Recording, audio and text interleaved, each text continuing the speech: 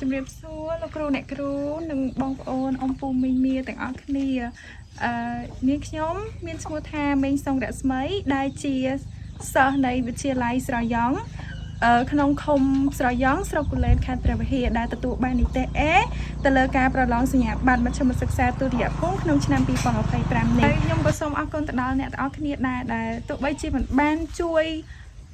ជាថាវិការអីក៏ពិតមែនក៏ប៉ុន្តែគឺពិតជាអរគុណទៅដល់ទឹកចិត្តអ្នកទាំងអស់គ្នាដែលបានជួយ like ជួយ share ទៅដល់រូបនាងខ្ញុំអាហ្នឹងក៏វាចាត់ទុកថាគឺជាការ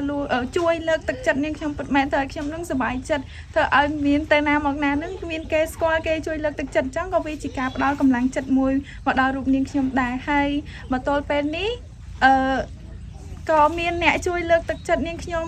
ជាថវិកាដែរទោះបីជាមិនច្រើនក៏ពិតមែនក៏ប៉ុន្តែវាគឺជាទឹកចិត្តអ្នកទាំងអស់គ្នាខ្ញុំពិតជាសូមអរគុណពិតមែនទោះបីឃើញមានអ្នកខ្លះក៏គាត់មានទោះបីជាគាត់អត់សូវមានលុយមានអីក៏ពិតមែនតែគាត់ស្រឡាញ់គាត់ចូលចិត្តគាត់ចង់ជួយ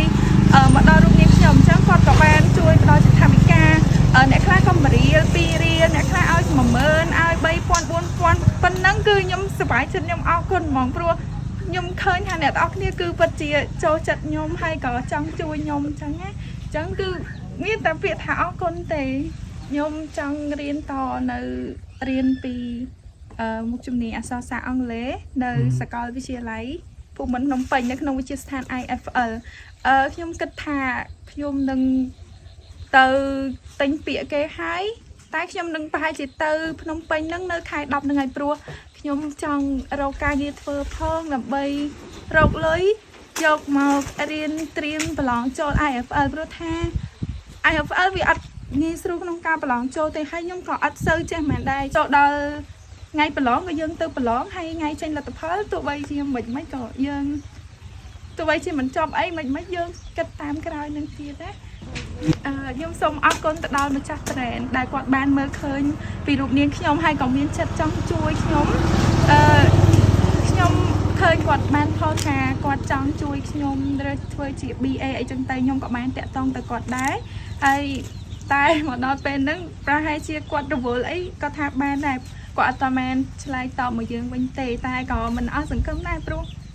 គាត់អាចនឹងរវល់ការងារអីមួយអញ្ចឹងយើងនៅតែរងចាំគាត់ចឹងខ្ញុំមានតែពាក្យថាអរគុណដល់អ្នកទាំងអស់គ្នាទេគឺអរគុណជាអីដែលខ្ញុំអាចនិយាយទៅកាន់អ្នកទាំងអស់គ្នាបានតណៃអញ្ចឹងគឺអរគុណទៅដល់ការជួយ like ជួយ share ជួយផុសជួយផុសបន្តទៀតថាខ្ញុំនឹងឯងជាសិស្សដែលទទួលបាននីតិអេចឹងទៅអញ្ចឹងខ្ញុំសូមអរគុណម្ដងហើយម្ដងទៀតដែលធ្វើឲ្យខ្ញុំនឹងអាចមានភាពសប្បាយចិត្តកាន់តែខ្លាំងទៅដោយសារតែយើងទទួលបាននីតិអេហើយមានទៅណាមកណាមានគេស្គាល់ច្រើនទៀតចឹងយើងមានតែទៅណាមកណាគឺមានតែភាពញញឹមជាប់ខ្លួនជានិច្ច